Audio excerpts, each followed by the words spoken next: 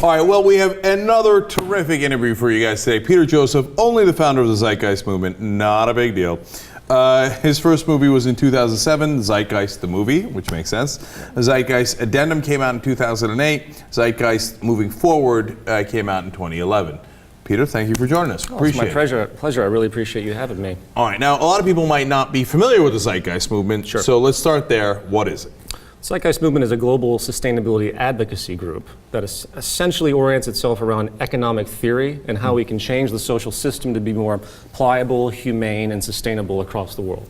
Okay, so what's wrong with the system we have now? Doesn't it kick ass? Aren't we number one? Of course we're number one. Number one in a lot of things, a lot of negative things, unfortunately. A lot of life support systems are in decline. We have growing destabilization across the world. We've watched Occupy come and go. Well, it's still lingering, but in different forms now. We've watched a number of different crises emerge. Climate destabilization is still on hand in a very strong way. The central argument here, and I'll just jump right into it, is when it comes to economics, which in Greek means management of a household, it also implies efficiency, to economize.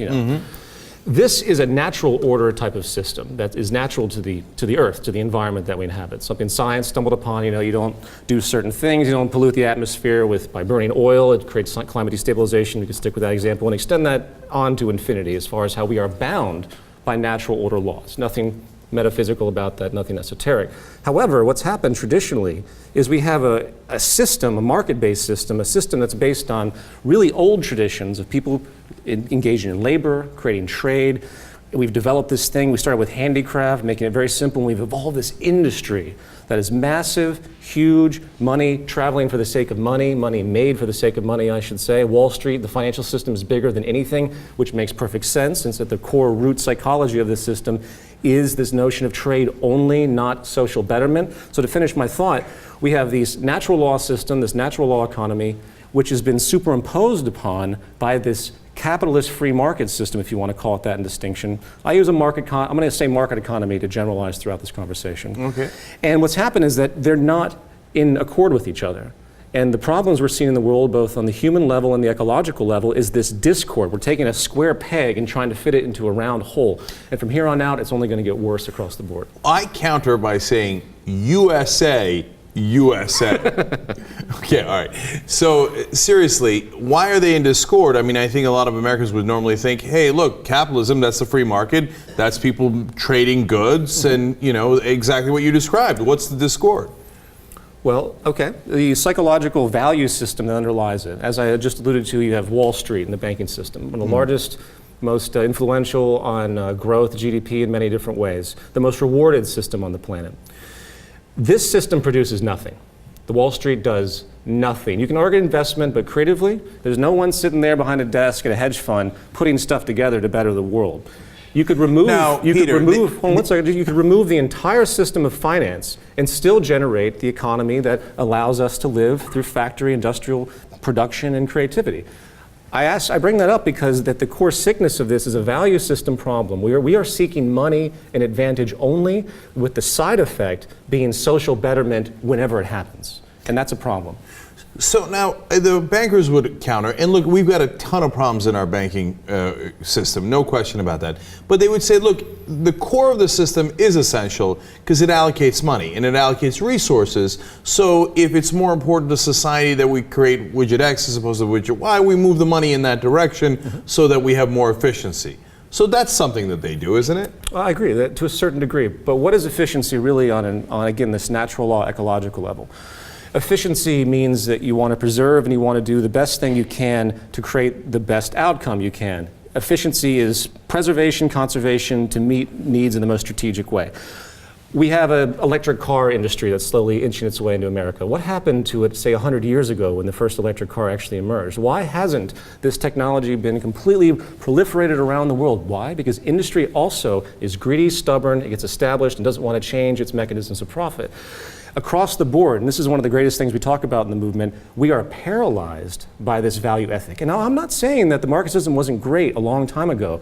In the handicraft industry, we had a simple type of post-feudalism, mercantilism kind of world where everyone was a producer and everyone was trading. That's beautiful in and of itself. But technology and everything that's happened around us has completely stifled this to the extent that it's no longer applicable in its merit, and we are evolving out of it. And there's no better word to use than evolution. I don't put down capitalism and the market economy because it was always bad. I say it's no longer relevant, especially in a world where we can create an abundance. But I want to get to the core of the problem. So, you know, I understand that we've got great inefficiencies now. You mentioned the electric car. You know, there's a great movie, Who Killed the Electric Car? And I get why the companies that are in the oil business or that do traditional cars that aren't energy cars want to kill the electric car because they want to protect their market share and they want to kill the trolleys and have everybody drive cars. I understand that, sure. And they pervert the market in that sense. So, but what is the core of that problem? That we're letting them? Mm-hmm. So what is the core of the problem is that it's not a perversion, as you said. You say it's a perversion? It's not. That is the market.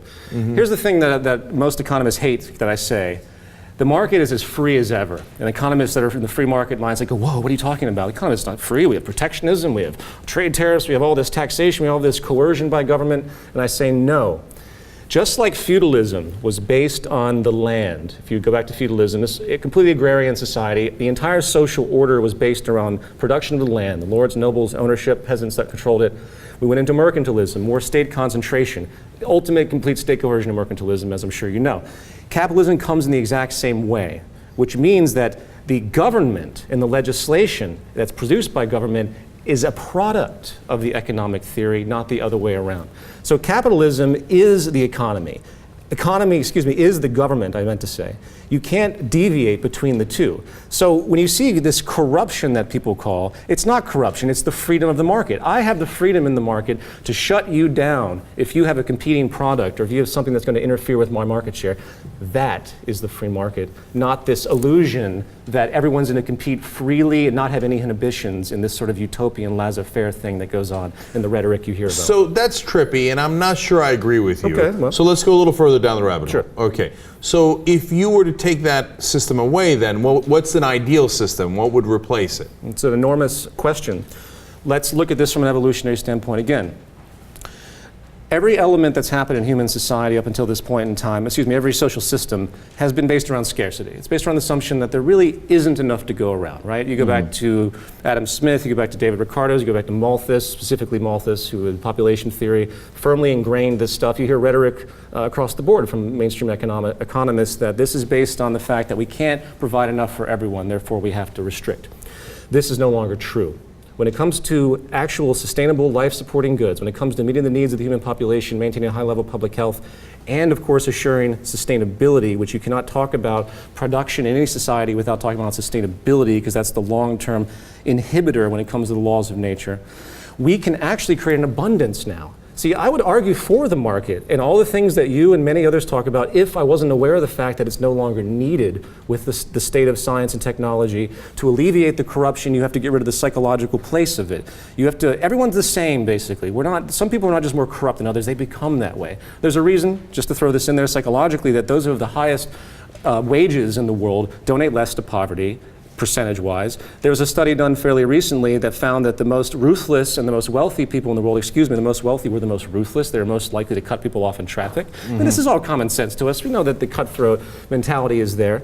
But the point is it's no longer necessary. Do you want to resolve global problems? Do you want to resolve poverty? We can overnight. Do you want to resolve corruption? Do you want to resolve the fact that we have ecological destabilization coming out every single angle with almost every life support in decline? We can. But it's going to take overriding the current social system and moving on. But I need to know how. Okay. So I agree with you that, if you breed a certain culture, you will get that culture. So if you reward and incentivize greed, you will get more greed. Yep. Same with corruption, etc. So I don't believe that the way we do things is the only way we can do things. And I believe that there is a better way and we can get there. Now, I need to know more about the specifics though. So for example, if you say, okay, we have enough food to feed the world. That's true, we do.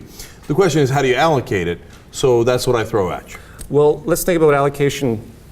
What is the point of any allocation in a market system? It's to get needs to people, really. It's something that doesn't really happen. As every major World Health Organization has stated, that it's not the food, it's not the nutrients, it's not the calories that's in a deficit. It's the fact that there's not enough money in these environments for these poor people to have resolution. There's not enough money to create the desalination plants to bring clean water. So the problem is economic.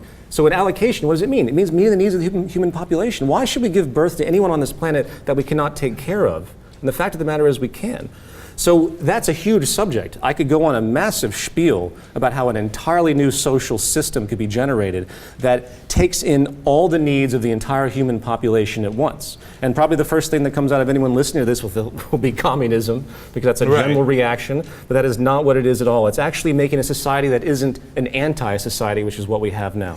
Okay, now, I believe you when you say it's not communism, and I think it's very simplistic to think of it that way. Obviously, you're not in favor of capitalism as we have it now, right? Well, I'll say I'm not in favor of this idea that a competitive system where everyone's out for itself is the way that you can have a healthy society. Okay. So again, I'm trying to wrap my mind around how it would work. So, okay, so it's not like, hey, you know, we've got all the food in the world, and hey, Bob, if you don't want to work, take a load off, and we'll get it to you or whatever. I'm describing the stereotype of communism. Okay. Sure. So, but how does it work? I mean, how? So you would have to reallocate resources to some degree. Wouldn't you have to take more from the rich to be able to feed the people in Africa, et cetera? Well, no, that's another unfortunate straw man that's built up. I'm not accusing you of that, by the way. But people often say, well, you're just going to take stuff from everybody else. That's not right. Transition to a new social system is, of course, not an easy thing to think about. And we could talk at length about that. But let's think about it more of a direct philosophical, technical level. Let's put it in layers. Human needs are human needs, and public health is public health. Public health can be defined as both your nutritional health and also your mental health, your state of mind. The lack of conflict in society is also an attribute of public health and preventive medicine. If you look at this from the standpoint of all the layers that create what your daily life means, begin with food. Food creation can exist in much higher states than they can now, and they can be localized, removing economic consequences that we have of the current market economy, such as globalization, which is very destructive, high energy, completely wasteful, exploiting labor. We can concentrate food production regionally all across the world in very simple technical manners, such as vertical farms. Vertical farms can be put on the coast of Los Angeles, run with desalination processes and nutrient extraction processes coming from the ocean, and we could grow hundreds of tons of organic nutrient vegetable food, enough to meet the actual protein generating food too, all sorts of things that can be grown as well, actually meet the high nutritional quality of everyone in Los Angeles. Locally, no importing. Now I'm not advocating that's all we do, but I'm giving you the example. So what that means is that you could have, for example, in transition, and I'm jumping ahead, is all food free in Los Angeles of this nature to everyone, to meet everyone's need, period, because it's in abundance. No one's going to hoard it and steal it, even in a market system, because it's going to go to waste. It's available to everyone, and you would see an enormous increase in public health and less strife in the community. I could go on a big tangent on that, but we'll stop there. Okay, so that's one layer. Okay, the people who are going to make that food, they have to be incentivized to make it. They do. Okay, so how do you pay them? How do you incentivize them to produce more food? In a transitional system, see, I'm speaking transitionally right now, you would pay them just like anyone else would be paid. You'd subsidize this one. So this one would be subsidized. Or you get corporate influence to agree to do it, which would be hard pressed to do. But you'd have to change a lot of things for that to happen. Well, we're talking about changing everything here. So there's no qualms here. I understand the difficulty of it. I'm not here to say that this is easy, but I'm presenting a train of thought. Okay. And if people want to see these resolutions and they want to have change, we could do it. We are one big human family. Okay, so put the corporations aside. You could subsidize it. Okay. It can be subsidized. But I really don't want to go down this road to talk about this because it's actually deviating from the point as far as it just getting done. The automated food system is what we're talking about. We're talking about one supervisor on every floor of these automated tiered vertical farm systems. Everything can be automated at this stage as far as stuff like that very easily. This is powerful because you have supervisors get paid nominally what in concert as far as the whole industry, they get paid perfectly fine if, again, we're talking about a market economy and I usually don't think this way. They can be paid perfectly sufficiently, especially given the fact that there's not a fraction of the employees that would typically be involved in industrial production as we know today as far as food resources. Again, here's one problem though. I don't want to go this angle because it's really complicated to include the market economy. That's why I advocate the removal of it. Okay, so but if you remove the market economy, what do you do? What is the incentive? Yeah. What is the incentive? Yes. The incentive is that your well-being is directly related to everything that happens. So that means you are incentivized to actually contribute because it comes back to you. In 1992 Gallup poll, 50% of Americans donated 4.2 hours totaling 80 billion hours a year. No money, they donated themselves to help poverty, to help different systems. In 1978, there was a study done in Canada, one of the only studies done ever in the world, by the way, and this is fascinating. They gave a fixed guaranteed income to a small town, brilliant, for 4 years. More people graduated from high school, more people worked, the happiness rate was off the chart, people could take care of their families. These are people that came from more destitute origins. It was an incredible improvement. So wait, everybody got the same salary? Everyone was given the same monthly rate of salary, yes. And then they could do whatever they wanted? And they kept working, they went to jobs that employed them. This is a particularly unique circumstance. I can send you the article if you'd like to read it. But what it goes to show is this incentive fallacy we have, that no one's going to do anything unless there's a monetary reward is short-sighted. People will do tons of things if they think it comes back and helps them, and even more so, the great secret of humanity, people love to do things that help others. They really do. So you think that they would have started Nike just the same and would have expanded Nike just the same if they didn't have the profit motive? Because that is a completely different abstract notion that seeks profit. Nike, the entire concept of, say, a shoe has to be put in question. You don't design a shoe to be advertised through celebrities, to sell it, to develop market share and a style and a brand. In the future, if we were to move into this type of sanity, people would think of shoes in the most ergonomic sense. It would be designed to last, be designed to be most beneficial and healthy for you. We would lose a lot of the stylistic things. All corporate facades are built upon the interest to sell you things with a certain degree of durability, with a certain degree of health involved. But that's secondary. But isn't that part of human nature? People want style. Oh, well, I think style can come in many different ways, though. People can appreciate each other without the ornament and all the nonsense. Go back 60 years. In America, we'd have more or less, go back about 100 years. In America, we had more of a puritanical ethic for the earliest part of this country. It wasn't until the 1930s that the big push towards two phenomenon, in fact. Planned obsolescence, because our technology was getting too big, so we had to decrease product life in order to keep the consumption economy going, keep people employed. And two, this massive thing put forward by people like Eddie Bernays and a lot of others, that they wanted to turn people into consumers because not of what they needed, because of these wants that would be generated by society. This is fact, anyone can go look this up. So the value system that is talked about, where you have this assumption that people just want more and more bling and they want to be stylized, there might be some truth to that. We see African countries with their ornaments and everything, but that is very, very different from what's been put forward in the fashion neuroses that has come to define our culture today in America and the West. So I guess I have a fundamental problem with that, because I think that balance is kind of a loaded word, but I think that I look at it a little bit more balanced, that I think that human beings are both things. They are both incredibly cooperative, and much more so than is in our current system allows for or encourages. I agree. But at the same time, I also believe they're incredibly competitive. And so I think they want the bling. I think it's a natural human instinct, and they want more land and they want more stuff. And I think trying to bottle that up ain't gonna work. Okay, well, I instead of us thinking anecdotally or at a surface sense, let's run to statistics. There are many, many studies that have been done by the Khan Academy and many other places that have done numerous research projects as to see what really motivates people and what happens when they get put into certain environments where they're forced to be competitive. When it comes to when it comes to creative ventures, and I find this to be particularly interesting, competition is not a good concept. Cutthroat competition is not a good concept at all when it comes to developmental creativity. In fact, this is easy to prove if you look at a general corporation. While all corporations might be fighting ruthlessly against each other, there's a deep-seated need to incentivize some element of deep collaboration amongst those that are working together to produce what they need to produce. I think that there's a great deal of truth to what you say, but I think it's over-exaggerated to a large degree. I think that the core of everything is a collaborative drive, a deep empathy. You know, when you walk down the street, you see someone get hit by a car, you want to help them. You don't want to laugh at them, and it's just, we have an empathetic evolutionary psychology that's been suppressed. I use that word suppressed very, very adamantly.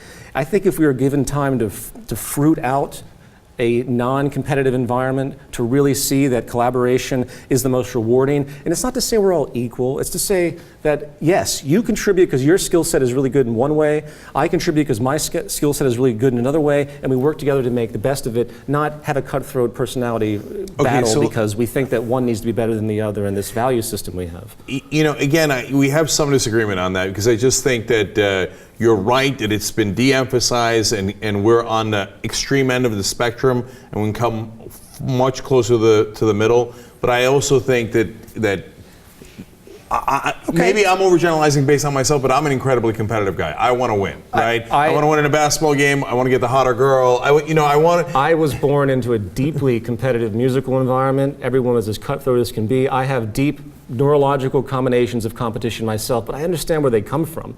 Competition is, again, a cultural phenomenon. We have a fight or flight propensity. We run out of food.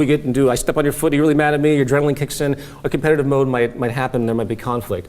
But in the society that can create an abundance, we have to really think about what it means for us to meet the needs and change our evolutionary psychology, if you will. I mean that not in a literal sense. We look at the fact that over the past 4,000 years, the dramatic changes that have occurred through society, that's all cultural.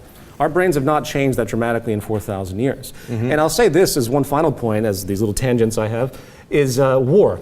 We live in a state of very, very detrimental war technology. Nanotechnology, of course, nuclear weapons. I mean, in about 50 years, we're going to have nanotechnology, if not a lot sooner, that will make the nuclear bomb look like a Roman catapult. It's that severe when we think of national war to see what kind of risk we're all at when anyone will at this point be able to get a suitcase bomb to blow something out. Anyone will be able to do anything to have enormous capacities of destruction. So, point being, I agree that competition can be good, sports, friendly competition, but on the social level, it's truly destructive and could very well lead to the demise of the whole society. Well, there actually we generally agree. I mean, so I think, for example, we've incentivized defense contractors in this country to make more money if there's more war. And then we told them, oh, by the way, it's incredibly easy to buy our politicians. So you put either a plant in their district or just simply give them $10,000 or $50,000. If, my God, if you gave them $50,000, they'll do anything for you, right? Sure. And so we've created this giant incentive system for more war. Yes. And by the way, we're number one in USA, and we're going to dominate. And when we do, we're shocked to find out that other people are displeased with that. Yeah. And then there's something called blowback. Yeah. You know, libertarians talk about this, liberals talk about it, and so all of that I totally agree with, right? And I want to change that system. I'm just trying to find a way that I can wrap my mind around it where I think that it's, to be honest, realistic. Okay. Well, I'll do you one further then, just for the philosophical basis of it. Okay. With respect to war, there's a deep intermeshing between politics, business, and war, and there always has been. Again, the government we have is a product of the competitive market economy, not the other way around. So to think that we would not go to war for oil, we would not go to war to secure our currency, to think that we would not go to war to do all of these things that we've been doing, in fact, all empires have been doing, East India Company, Britain, war has always been about resources and economic commercial domination, always, with a few religious exceptions in the Middle Ages. And even those, actually, if you look underneath the surface, are largely about trade and commerce and land. That is deeply ingrained in the competitive market mentality. If you have two corporations that are seeking market share, looking to collaborate, get cartels going, looking to establish monopoly, yeah, they might not be able to get away with it too long because of the overarching government issue that's there to stop it. There's no real difference between that than two countries, which are corporations one and all. The United States gets trillions of dollars in tax revenue from all corporations. It's a business, period. General Smedley D. Butler, 1940s, one of the most decorated Army officers in the history of America. He wrote a book called War is a Racket, and I've never seen a more plain description of how war is and has always been used for commercial domination of the monetary power, which is why we always put down the Rockefellers and the Rothschilds and all these people we demonize. They are just manifestations of this same ruling ethic. So to disagree a little bit, I don't differentiate. I see it as exactly built in, and we can expect nothing less than the buying of politicians, the defense contract windfalls. These are all built into the same mechanism as far as I'm concerned. Okay, so how do you change it? Okay. How do you change a system that is inherently corrupt? How do you change a system, move from something where everyone has been so deeply conditioned into these values and ethics to the fact that it's glamorized now, into something that is actually sustainable in meeting the needs of the human population in an abundance? Transition, again, is the most complicated thing you can talk about. But you have to change, which is what the Zeitgeist Movement does, the value systems first. You have to get people to realize the underlying problem and get them to actually understand the solution. So when you're talking about change, literally, it's a change of the human being. It's a change of you and I, to realize that we might be a part of this system, we might have to engage it. I have to sell movies, I have to engage in the evil capitalist stuff, and everyone says I'm a hypocrite for that. But that's me living in the system I was born into, trying to work through it. We have to deviate and create plans to enable an abundance, to enable these elements that would comprise the characteristics of the new social system in the future, which would, again, reward these attributes. The Zeitgeist Movement works about 4 different levels here. We have, for example, on March 17th, we have a big awareness day that's global. We have about 150 events, usually on average for this day, across the world, in about 70 countries. And it's all about showing the flaws of the current economic system and showing the solution through the train of thought of logic, natural law economy that we put forward. And you guys get drunk for St. Patrick's Day? Yes, of course. Okay, all right, good. All right. Just want to be clear on that. Yeah, it's at the same time, but we can't talk about that. Okay, all right. It's just a coincidence. All right. So, and the second event is on Cinco de Mayo. No, okay, all right, go ahead. The other issue is to show the world, again, the possibility more than anything else. We can talk about and complain, and most people know the complaints. They don't know the root order, the root psychology, the root problem of this system. They don't fully understand that, which again, I can talk about till I turn blue. But to show people what's possible and make them realize that they don't have to exist the way they do. And if they realize that, just as slavery, when the African American population, many of them probably thought that's the way it was supposed to be. They were ingrained into that, to be slaves. That was their value system. They thought God created them this way or something like that. Slowly they realized it didn't have to be that way. And revolution occurred and they were set free, if you use that terminology. This can happen the exact same way. We can free ourselves from this economic system if we change our minds and start to create institutions that interfere with the system a little bit, in meaning that there are transitional systems that can be put forward that don't use money. There could be transitional systems that put forward that use a mutual credit system that removes the pressure of GDP. Again, these are all transitional notions. I could talk at length. But I really want to emphasize, because I could go a long distance on this, for the audience's sake, which probably doesn't even know what I'm referring to, I'd like to talk about what actually comprises the new system, because you've alluded to it, but we haven't really described it. Okay. So let's think about this in layers. Public health is really the goal of, it's the success of society is public health, right? It doesn't matter how much stuff we have. Even if everyone in the world had a 50-room mansion and 2 jets parked in their front lawn, that doesn't mean they're happy. But it would be kind of awesome. It'd be pretty trippy if that was the case. Right. Granted, the Earth couldn't sustain that, clearly. Right. But we're working on it. And that's another important point, is that all elements about our sense of luxury and aspirations and success have to fit within the pre-existing framework of the natural order. People often say to me, well, what if I want in your system a huge 2,000 square foot house with, that's not 2,000 square foot house, a 200 square mile backyard, I should say, something obnoxious. I say, oh yeah, well, what if I want Africa as my backyard? Do you think that's humane? Because at some point, when it comes to the natural balance of society, some things become crazy, irrational, and essentially violent. There's a great deal of material violence out there when it comes to selfishness. So with that framework in mind, you have to balance human needs and our aspirations and sense of success and material abundance with the inherent levels of restriction in the natural world, the carrying capacity of the Earth. We want to coexist or do we want to fight? If we want to coexist, then we have to change our patterns. 7 billion people on this planet, 9 billion people in a couple of decades, easy. That's due to lack of education, by the way. We are going to have to really assess what we're doing and build a model around that goal. Now, that's the first thing. How do you establish that goal? Do we want that goal? If humanity doesn't want that goal, then there's no hope in even trying to reach it. But I think deep down, people want to see balance and peace and sustainability. So you start with the food level, as I mentioned earlier. Easy to create global abundance through localization. Energy, big energy issue across the world. Are there technical solutions to create energy abundance? Absolutely. There's more energy hitting the surface of the Earth every day than we could use daily for 4,000 years. It's 4,000 times more energy. It's a technological capacity to harness it, which is right around the corner with nanotechnology. Also geothermal and wind and solar and tide, these have immense capacity. There's no energy crisis. We localize all of that. All homes become local in their energy production. Very easy to do at this point in time. It's not done because of, again, the utility industry and the cartels that are inherent to our system.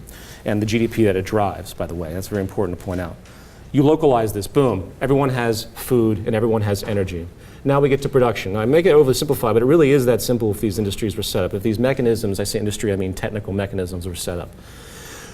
Then you move on to actual production. Production is really important, and of course this relates to what I just described. Production, you have to get a sense of what the Earth has. Right now, all the corporations in the world that hoard resources for their own profit gain, they keep it secret what's available. We don't really know how much oil there is. We don't really know how many diamonds or how much copper or how much aluminum there really is. There have been surveys that have been made, but it's private secrets. It's the corporate right to have those secrets. We have to assess this, and we have to figure out exactly what we have. And then we have to generate a system, a logical system of distributing these resources in a way that actually makes sense with respect to natural law. What I mean by that, we have decision-making processes through industry that's based entirely on the motivation of money. So you have to make something. You're looking at numbers and cost efficiency. You're relating to industries. You're going to use things based only on your cost efficiency and the patterns you need. That's not the way a real economy would work. Real economy would take resources that we have and assess them for their scientific relevance, assess them for what they're actually supposed to do, what their highest efficacy is. But who does the assessment? The assessment is done by reason. And this is something that people hate it when I say it, because they think that somebody in some round table in some Soviet circle is going to make all the decisions for all the world. One of the great psychological revolutions, great sociological revolutions that has to occur if we intend to survive on this planet is we have to stop delegating decision-making to people and delegating decision-making to a process of rational thought and logic. This is completely devoid in the world. Let me express this, because I know it's a difficult thing to just throw out there. We can calculate society now. Science has only been with us really in application for about 600 years. We can calculate what the greatest conductor of conducting metal is and why it should be used in certain forms and not in others. We can apply this type of reasoning to everything. And I don't mean some utopianistic thing where suddenly there's a matrix and everything's calculated. That's an ideal. That probably isn't reality, at least not now. But that's the way we should approach our thought process. We have to arrive at conclusions, not base them on traditional notions or pre-existing systems. So when you take that frame of reference, it completely shatters the political system, it shatters the business system as we know it, it shatters this notion of free choice. And I say that in a very subtle way because when it comes down to it, we are not free. If we intend to survive on this planet, we have to align ourselves with the laws of nature and guide ourselves, and that's that. And that's a deep problem we have with the neuroses of freedom we have in the world today. But Peter, it comes back to who's going to make that decision. Yes. So, like, I sometimes somewhat kiddingly, call myself on the show the most reasonable man in America. Okay, so do I get to make the decisions? Here's the democracy. Okay. What is the root of democracy? Democracy means, at the root, I don't mean a Greek root, but democracy in and of itself implies finding a way to get people to work together and share the world and share decision-making processes, right? Right. Yep. Okay, well, a democracy could be that everyone in the world decides to kill themselves. Well, then that's their choice to do so. Yep. It could be that everyone in the world decides to enslave a whole group of people. That's fine. It could be decided that everyone in the world, in their ignorance, decides to destroy the whole planet because of bad methods, because they're not willing to align themselves with natural laws such as, say, climate destabilization, depletion, all the other things that are happening in the world today.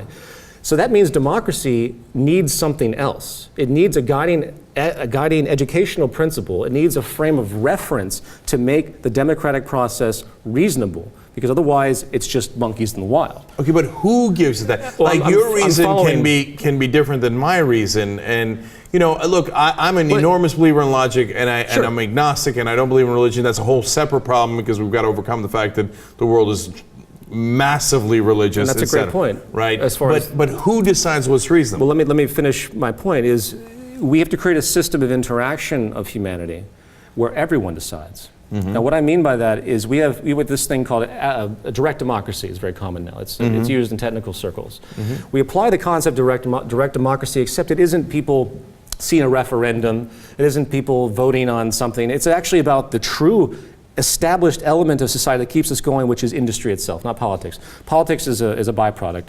It's really, at its deepest core, it's really a negative retroaction of an economic system that's so inefficient, it needs these people up here to control everything in their dictatorial way. So in the future, you're going to have an interactive system of some kind where people are going to contribute to the development of goods, of life support. They're going to contribute to the management of the earth, contribute to their own betterment in just the way we do today, except against a technical benchmark of the scientific method and reason. We really can't operate any other way. Well, there's got to be a system, and it can be done technically, it can be done through computers, it can be done, that's how direct democracy is proposed to work today. I use that, it's a great analogy. It can be done where people are interacting and sharing ideas in an utterly open source way. Oh, you want to build a car? Here's a bunch of data that we've comprised about how this car could work more efficiently and more in the interest of our demands and the population. But what if I don't want your perfectly efficient car? Well, it's going to get to a point also when human choice will be so much more variable because of the modular revolution in robotics, where you will be able to print cars in a way where you can have a custom car at a whim without the need for mass production. There are so many things that are happening technologically right now that aid the individualism that you speak of, the ability to be creative in and of yourself, 3D printing. There's a whole lot of amazing stuff happening around the corner. If you study people like Ray Kurzweil, the Singularity Institute, go back and look at people like Jacques Fresco, Buckminster Fuller. These are, I throw this out there because we're not thinking wide enough. And I'm calling you out a little bit just because you got to be wider. You got to look at what's possible. Pretty wide. Yeah, I'm looking at what's possible and thinking about how a lot of the fears that we have about a loss of individuality, a loss of decision making, are not actually applicable to the type of system of interaction I'm speaking of. And I'll say one more final. I'm not sure I'm buying that. Okay. Well, Because what's the like, objection? I mean, look, again, I'm not quite sure who's making the decision. It seems a little too Let me reiterate. utopian about how we all wind up agreeing on the right technical things, See, and then what's my parameters of choice?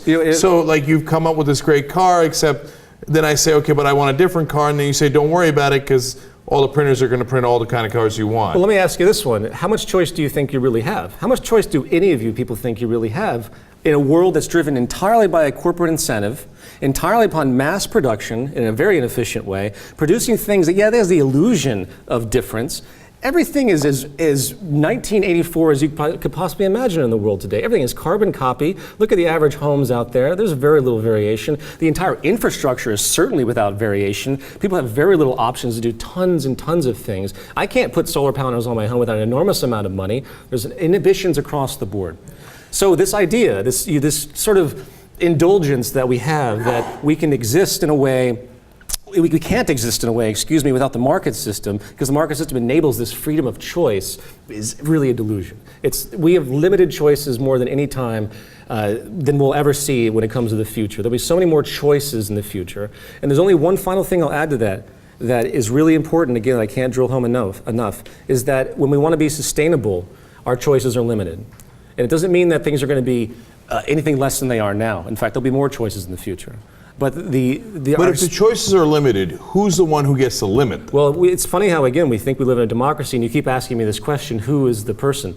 You don't fathom that we can create a system where everyone interacts through a medium that reasons these things out, where production can be automated. Okay, so that gets back to my religion point then. So, no, it is hard to fathom, right? Okay, all right. So I fancy myself logical, right? And at the same time, I know that I live in an ocean of insanity. Let's keep it real. It's generated insanity. Okay, now there's the insanity that you talk about in the capitalist system, et cetera, which there's a lot that I agree with on Sure. as we've discussed already. And then there's the insanity of religion. So if we went to, we go to decide what's reasonable, and people will decide Sure. that what's reasonable is we're going to get sucked up into the sky by Jesus' vacuum. Believe me, I know. I'm not sitting here trying to tell you I have all the answers. I'm trying to present a train of thought to the audience and yourself to the extent that this is what we could do. This will resolve the problems at hand. We have plenty of cognitive dissonance. I have spent a great deal of time criticizing religious belief. I'm very well aware of the neuroses that's established. I'm also very well aware of the dogma that exists in the market mindset too with people I speak of, this materialism that's come forward. Where you try to say anything about how things should be, or how you want to, how someone should behave, everyone hates that, I know, I get that. But the fact of the matter is, there is a governing natural law. I am susceptible to certain rules. I can eat tons of garbage and toxic stuff, but I'm going to get cancer probably. Therefore, I'm bound if I want to maintain health. Same thing goes for society. If we want to live in a society that's peaceful, sustainable, humane, in a very, very literal sense that we know of today, we have to take the social order into account. So people's values have to be adapted to what works on the whole. And if you follow this train of thought, you will realize that, and we are malleable. We are very malleable. Our plasticity in our minds can enable us to do things. I mean, you look across the world, there are people living in all sorts of different types of societies. Not as much as there used to be, of course, with the hegemonic agendas of the West. But it's not that it can't be done. It's not that people will overcome their fears once they realize that they are going to be so much happier than the world they have today, because this is all relative as well. I'm not trying to say this is utopia. This is relative to where we are now. So look, there's limited resources, and that's a sad day for all of us, and we allocate them in a way that's not necessarily efficient now, so we have the illusion of choice, as you're pointing out. I get all that, right? In your view of things, somebody there's going to be another system of making the choice among limited resources, right? Well, now, and you're hoping that it's one that is based on reason. Okay, so that appeals to me. I like reason, right? But when we go to decide together, we're not very reasonable creatures. So, okay, so I mean, we're not right now. I hope we are in 1,000 years and 10,000 years. I know what you mean. But right now, like, you go try to make a reasonable decision in Pakistan and see how that turns out for you. I completely agree with you. I understand. Okay. Like, once again, I'm not trying to deny that.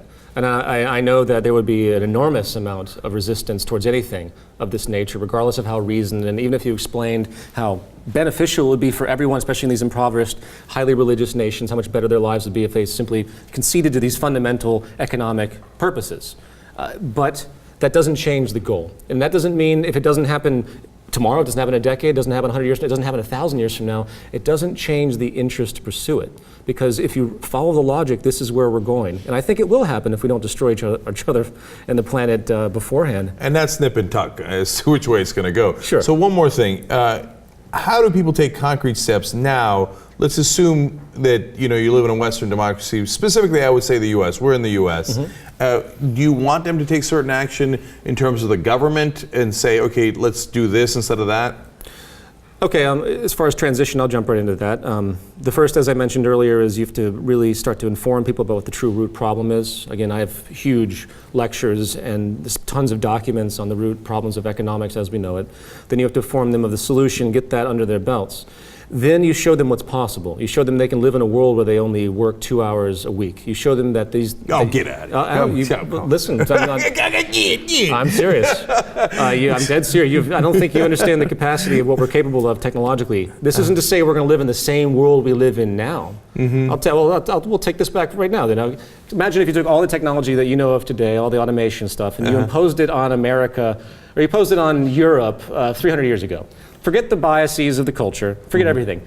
They would not have to work at all. You know why? Because it would be fully and utterly automated. It's the change of culture, the change of the notion of materialism that has forced us into wanting more and more and creates these illusions. I'm not saying that we should go back to 300 years, Europe. That's not what I'm saying. I'm saying is that it's success. Yeah, they didn't have air conditioning back then, so let's just keep that real. It's all relative. Okay. The values are all relative. And if we leave this materialistic culture, if we stop this obsession with consumption that has been imposed upon us, we could find balance to an extent where we drive our values and importance from how we relate to each other, how we help, how we contribute to the world, how we better ourselves in a deep personal way, not how many cars we have in the garage or anything else. I mean, look, 2 hours a week seems extreme to me, but I understand your overall point. Well, I can mathematically quantify that in documents that have been posted. I understand. So now that's step 3. Well, let's go back to my point. But okay, then what do we do tomorrow? So what I propose, we have a great deal of poverty, we have a great deal of unemployment. And unemployment, by the way, just to make sure that this is stated at least once, unemployment is a consequence of technology entirely. The entire reason we have unemployment in America and across the world is explicitly based on the application of technology for cost efficiency, and this is not going to stop. And this will lead to what has been called by theorists the contradiction of capitalism, to the ultimate instability of our social system. The ability to produce more with less people at cheaper rates. It's a complete clash of the system. That being said, there's plenty of people unemployed on this planet that have plenty of skills that could be utilized. There's something called a mutual credit system that has been used in Switzerland. It also takes more primitive forms as a time bank in the world. Like in New York, they have one. I think there's one probably in Los Angeles. And what you do is you don't use money. You start to barter through these complex systems, computerized systems. You barter services and even goods in certain circumstances. You're not using money, which is beautiful. You're accomplishing 2 things. You're removing growth, which means you're removing circulation, which is a negative thing against this type of model. You want more and more consumption to make this model work, which means that this isn't the intention of it, but as long as people are bartering and getting their needs met because they have no money, and those that do come around and want to do that instead because they despise the system, like myself, they will start to pull away from the market economy, and they will start to pull more gas out of this. We're going to starve the beast. Starve the beast is that's a firmly activist notion. Second are sharing systems. There's a Zeitgeist Movement in Toronto that does a tool sharing system. In their local community, they have all their tools put in one place and they share them. Why? Because no one uses a screwdriver all the time. So they share them. There's no duplication of stuff. Like the Zip car. Zip car is a tremendous good sustainability practice thing because it's not people buying cars one-on-one. They're using them, having access to them. And that's a big thing about the future. There won't be as much property obsession in the future. It'll be about access more than anything else. Extremely important for sustainability of the species given population growth. All right. So those are two attributes that will help pull some wind out of the system and help those that are really suffering. And then we move on to larger order mandates that will move against the government to demand certain facilities be put in place regarding energy, regarding food production, and this word that people hate more than anything else, the socialization of certain aspects of our lives. Dr. Martin Luther King Jr. advocated a guaranteed income, and he was killed soon after. I'm not saying that was why, but he went against the economic system just like he went against racism. You know why? Because we live in a state of pure economic racism. It takes the form of classism now. It doesn't matter what if your gender or race is, it matters what your place is on the social hierarchy, and they're going to keep you in those positions because it's subservience-oriented, exploitation across the board. This is important. So these mandates will be pushed forward in the same type of rhetoric. And through a combination of these things, and the ultimate issue really is education, I believe that there's going to be a breakdown in combination as well, because this system is not going to survive. I mean, we're going to mark my words, you're going to see more unemployment, so it's inevitable. You're going to see more poverty of the ultimate tier. More employment or unemployment? Excuse me. Right. You're going to see more climate destabilization, because the faster this system pulls itself and tightens the noose, the corporations are going to get more and more lax and more ruthless. Same with the politicians. And the worst thing that I fear more than anything else is another world war, which has been inching in certain ways for a long time. There's a lot I agree with in what you just described. Okay, before we leave though, I want to ask you about how you got here. So where did you grow up and how did all of this come about? Sure, I grew up in North Carolina, a small, more or less an urban town, but for North Carolina it isn't particularly urban. My father is a mailman and my mother, well they're retired now, is a social worker. And I pull a lot of my views from my mother's work in social work. She worked many different elements, but I've never seen such deprivation in the more rural areas of the world. Really a case example of what poverty does to people in the generation of neuroses, sexual abuse, gangs. It's really a microcosm. I should say a macrocosm really of what's happening across the world. And I drew a lot of values from that, but I grew up in a very competitive environment. I was pursuing a career in classical music. That was my, I went to college for. I dropped out for various obvious reasons. Debt. I couldn't see myself going into $100,000 in debt to be a musician. That made no sense to me. It's unique how the financial system, when people turn 18, they go to college and they are just ripe to be exploited by the corporations because they're going to walk out of that school with enormous amounts of debt, at least in America. And then you're going to have to pay that off the rest of your life. Who are you going to pay it off? Or how are you going to pay it off? You're going to work for a corporation. Yeah. And you can't leave, otherwise you can't pay the debt. Yeah. And the debt's education is the one thing you cannot get rid of even under bankruptcy. I know. I remember years ago I was in a default on my loan because it was so big, but it was in my mother's name and they told her they would garnish her Social Security. Which I thought was unbelievable. Yeah. And this is America, you know.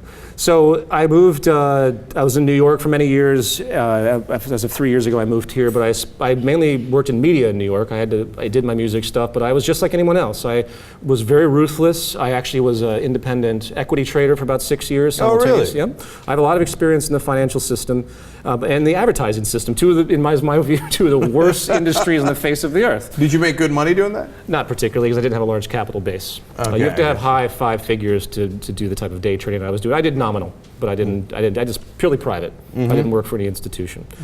So, but it was a great experience driver. I mean, my goal was to actually do that and be a musician, and all my narcissism was to be an equity trader, finally get the capital base, which I was working up to, and be a musician. This is the standard kind of narcissism you see in this culture. Then something snapped. Something snapped when I was about 25. And I just started looking at the world. 9/11 happened. I started looking at the world. It's like, what's going on? What is?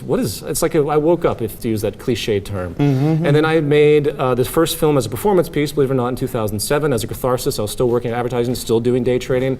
And I released this free piece. I never intended to put it on, I never intended to make a movie out of it. It was riddled with copyright infringement. But I did a performance of it in Lower Manhattan for free.